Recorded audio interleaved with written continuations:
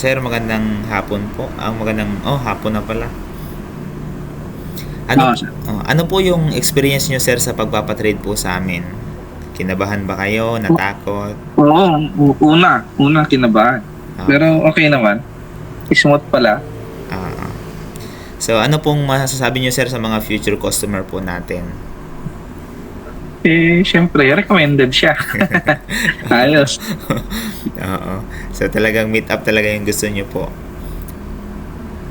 Kasi dami kong nabasa nung parang ganon-ganon daw. May daw, may video call din sila. Tapos nawala na. Blinak na Ah, sila. ano kasi, natatakot yun sila makipag-video call. Nagipag-video call sila pero ano lang, yung ano lang yung screen, nakasarado. Oo. Oo. Okay, yun lang po, sir. Maraming salamat po sa tiwala.